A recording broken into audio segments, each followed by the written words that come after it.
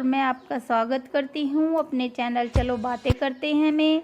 और मैं आज बैठी हुई थी तो मुझे एक घटना स्मरण होकर के आई जो कि मेरे बचपन से जुड़ी हुई है। और जब मैं 9, 10, 11 साल की होंगी शायद, और पहले की लोग ऐसे रहते थे कि एक बगड़ होता था और चारों तरफ घर होते थे, बीच में आंगन होता था और जानने वाले लोग होते थे, रहने वाले जो ये रिकॉर्ड, और आपस में बच्चे भी आपस में ही पकड़ के खेला करते थे, बड़े बड़ों में बैठा करते थे और बातें होती थी।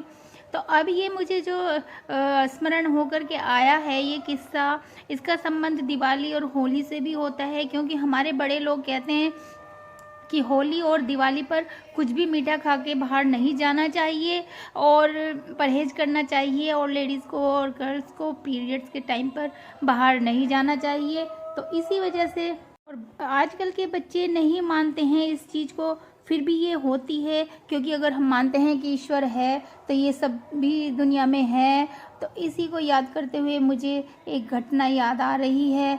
जब हम छोटे थे तो हमारे पड़ोस में ही एक परिवार रहा करता था और हमारे से भी रिलेटेड थे वो लोग, मतलब एक ही बिरादरी के ही समझो थे। तो उनके घर में एक जो उसकी फ्रेंड थी, मेरी फ्रेंड की फ्रेंड थी, वो आया जाया करती थी, बहुत सुंदर थी, बहुत स्मार्ट थी, और उम्र उसकी शायद रही होगी 15, 16 या 17 साल की, तो तब की ये बात है। तो कुछ दिनों बाद वो कम दिखने लगी, तो मैंने पूछा कि क्या हुआ, तुम्हारी वो फ्रेंड नहीं आती? तो जो घटना मेरी फ्रेंड ने मुझे बताई वो मैं आपसे बयां कर रही हूँ, उसकी ही शब्दों में। वो कहने लगी, अरे उसके साथ तो बहुत बुरा हो गया है और पता नहीं अचानक से क्या हो गया, बीमार रहने लगी और घर पर ही लेजी लेजी सी रेटी रहती है। हुआ यूँ कि दिवाली का दिन था और जैसे कि पहले आपस में बहुत शौक होता था, नए नए कपड़े पहन करके एक दूसरे के घर मिठाई देने के लिए जाते थे, तो वो भी गई मिठाई देने के लिए। और रास्ते में जो है कुछ जगह ऐसी थी, जंगल जैसा, उसको वहाँ से जाना था, और जो है वो सुंदर तो इतनी थी ही, वो जैसे ही जंगल से गुजरी तो उसको जो है किसी जो होते हैं ये जिन भूत जो भी है, उनका मन जो है उसकी खुशबू में आ गया है, क्योंकि वो जलेबी खा करके जंगल से गुजर रही थी और इन लोगों को खुशबू आ जाती है तो फिर ये साथ चल देते हैं। और उसने बाल भी खोले हुए थे, ऐसे जो है उसके साथ चल दिया, ये जो भी था। और जब वो घर पर गई तो चेहरा उसका लाल था और इतनी चमक चेहरे पर हो रही थी कि जैसे पता नहीं कितने व्यक्तियों का बल उसके अंदर है। वो जाकर के जो है अपनी मम्मी से कहती है कि मुझे कुछ ऐसा लग रहा है कि एनर्जी ज़्यादा आ रही है मेरे अंदर। और फिर इस तरह से वो लेट गई और फिर खूब हंसने लगी। और थोड़ी देर बाद जब वो शाम को उठी तो वो कहने लगी कि जो तेरी खुशबू आ रही थी और तूने जो खाया था वो मुझे भी चाहिए, मुझे भी चाहिए, और मुझे दे ला करके कहीं से भी। जंगल के पास जब वो आ रही थी तो ये सब उसके साथ घटा था, और ये सब कुछ मुझे मेरी फ्रेंड बता रही थी, और बता रही थी कि क्या फिर हुआ था उसके साथ, तो शुरू से बता रही थी मुझे।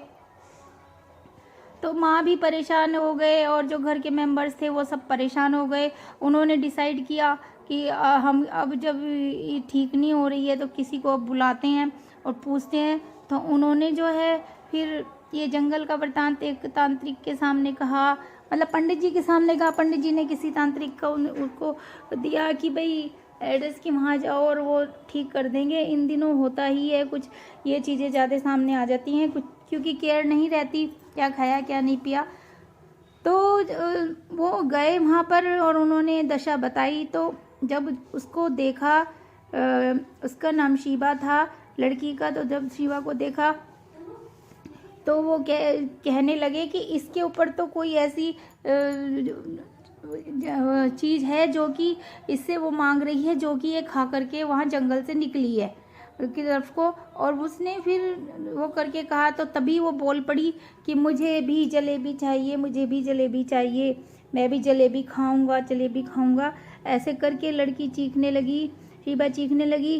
तो उन्होंने कहा कि कोई भी बंदा तुम्हारे घर में से जा कर के एक जलेबी, मतलब ले ले, कुछ जलेबियाँ ले ले और जा कर के जंगल में रख कर के आए। और उसे जलेबी चाहिए क्योंकि ये लोग स्वाद के और खुशबू के बहुत दीवाने होते हैं। और जब जीत चढ़ जाती है तो ये किसी को नहीं बख्शते। तो फिर वो जलेबी जो है उसका जो भाई था, पता नहीं पापा थे कौन था, वो ले करके गए और तांत्रिक ने कहा कि आपको पीछे मुड़ करके नहीं देखना है, सिर्फ जलेबी रख करके आपको आ जाना है और उसके बाद पीछे नहीं मुड़ के देखोगे, सीधे घर पर ही आकर रुकोगे। तो उन्होंने ऐसे ही किया, जलेबी ली और जंगल की तरफ गए और इधर जो है वो और भी तेज़ आवाज़ में चीखने लगी। फिर हनुमान चालीसा वगैरह, हनुमान चालीसा पढ़ा गया और कुरान की कुछ आयतें जो भी तांत्रिक और उसके मम्मी पापा ने अवेलेबल कराने थे कराए और उसके लिए प्रार्थना की कि ये क्या हो गया है। सब असमंजस में थे, समझ नहीं पा रहे थे कि इसको क्या हो गया। तो तब उन्होंने जलेबी वहाँ पर रखवाई और कुछ समय पश्चात आकर के घर में सब मंदिर में हाथ जोड़ करके बैठ गए कि हे भगवान इस स्थिति को ठीक कर दीजिए। उसको धागा बांधा गया, वो बंधवा नहीं रही थी और मंदिर में नहीं आ रही थी, तो सब उसको किया गया। और फिर अगले दिन जा कर के वो सामान्य हुई और पूछने लगी कि क्या हो गया था मुझे। तो सब ये सोचने लगे कि जलेबी का ये जो था वो कि जो तुमने जलेबी खाई थी, ये सब कुछ बताया नहीं उसको, पर कुछ भी उसको याद नहीं था। तो उसके बाद जब मेरी फ्रेंड ने मुझे बताया कि तभी से वो कुछ फिर ऐसी ही रहने लगी, लगता था कि उसने उसको नहीं छोड़ा है और जलेबी खाने के बाद भी कभी कभी वो उस पर हावी हो जाती है, जो भी होगा, आत्मा, भूत, जिन्न, जो कुछ भी हम कह सकते हैं। और एक बार अगर ये शरीर के अंदर प्रवेश कर लें तो फिर ये बाहर नहीं निकलते। और फिर अगर जो ये लड़की बड़ी हो जाती है, कहते हैं बड़े बूढ़े कि और फेरों में आ जाती है ये चीज़, तो फिर उम्र भर के लिए नहीं चाहती और उसको अपने साथ लेकर के जब भी उसकी मृत्यु होगी ये लोग अपने साथ लेकर के जाते हैं। तो इस प्रकार ये बात मुझे याद आई। आजकल बच्चों को कह देते हैं कि नमक कम कर लो, मीठा खा करके मत जाओ, बच्चे नहीं सुनते, पर ये चीज़ भी होती है दुनिया में, क्योंकि ईश्वर है तो ये भी होता है।